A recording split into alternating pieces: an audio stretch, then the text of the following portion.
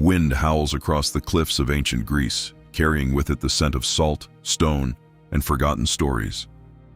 Far from the songs of heroes and the marble temples carved into history books, there is a tale the world remembers wrong, a tale wrapped in fear, twisted by power, and buried beneath centuries of retelling. In the shadows of jagged rocks and storm-torn shores, the real Medusa waits, not as a monster, but as a woman the gods abandoned. She begins as a mortal, young and radiant, walking along a coastline where the sea crashes against black volcanic stone. Her hair shines like sunlight caught in water. Her voice echoes softly through sea caves carved by ancient tides. The world around her is wild, cliffs that crumble into the Aegean, forests clinging desperately to windswept earth, serpents basking on warm rocks beneath the fierce Mediterranean sun. Nature does not fear her, it surrounds her like a living fortress. Yet beauty in ancient myth is never a blessing. It is a weapon wielded by gods who live above storms and wars, untouched by mortal consequence. Medusa serves Athena, goddess of wisdom and battle. Inside Athena's temple, the air feels still, heavy, sacred.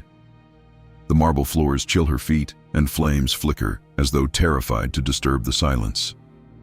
It is here, within walls meant to protect, that everything fractures. For in the myth's oldest versions, Medusa is not hunted for crimes, but punished for a violence she never chose. Poseidon, lord of the sea, desires her, and desire from a god is not a gift. The waves crash, the earth trembles, and the temple becomes a battleground between power and innocence. When Athena discovers what occurred within her sacred space, her wrath does not fall upon Poseidon, whose strength rivals storms, but upon Medusa, whose only sin is being mortal, vulnerable, and in the wrong place at the wrong time. Transformation comes like a curse carved from stone. Her hair darkens, twisting into serpents, hissing, writhing, alive with borrowed fury. Her skin pales, cold as mountain rock. Her eyes, once ocean bright, harden into mirrors that reflect the violence done to her. Anyone who meets her gaze turns to stone, not because she chooses to harm them, but because the gods force the world to see her pain in its rawest, most petrifying form. She flees into the wild, into landscapes untouched by temples or legends. Mountains rise like the skeletons of forgotten giants. Rivers wind through gorges carved by centuries of rain and thunder. Caves open like the mouths of ancient beasts. Here, Medusa is alone, shunned not for cruelty but for survival. The serpents atop her head coil protectively, sensing every shift in the wind, every footstep on distant gravel. She becomes a living contradiction, terrifying and tender, cursed and sacred, predator and prey. Animals approach her without hesitation. Wolves pad through the moonlit brush, unafraid of her silhouette. Snakes from the undergrowth slither toward her, recognizing one of their own. Even the land seems to shield her. When storms roll over the mountains, lightning never strikes near her. When hunters wander too close, the forest shifts, guiding them away before they glimpse her shadow. But legends have a way of twisting truth. Stories travel faster than empathy. In distant villages, her name becomes a warning whispered to children. A monster, a horror, a creature too dangerous to live. And so, heroes rise, not to right a wrong, but to claim glory. Perseus is chosen, armed with divine gifts, a mirrored shield, a blade that reflects the will of gods, and winged sandals to chase destiny at impossible speeds. His journey into Medusa's realm becomes a march through untouched wilderness. Winds scream across cliffs where no human has stood. Rainforests dripping with dew grow thick enough to swallow torchlight.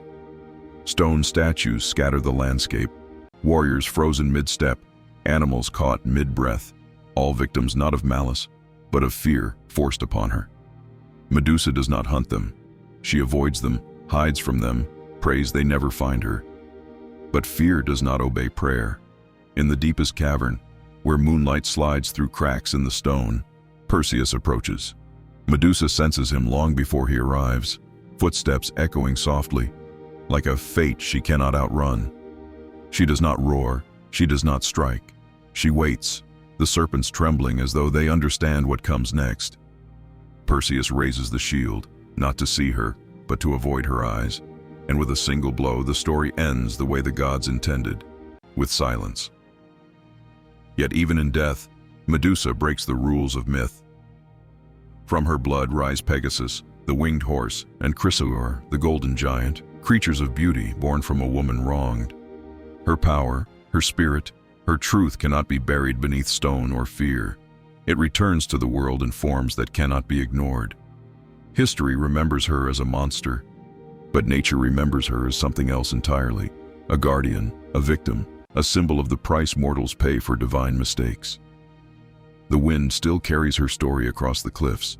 The sea still whispers her name in the curl of its waves. And somewhere in the wilderness of ancient myth, Medusa remains, misunderstood, feared, but never truly monstrous. She is the warning carved into the earth itself. Beware the stories written by power. If you like this video, please like and subscribe.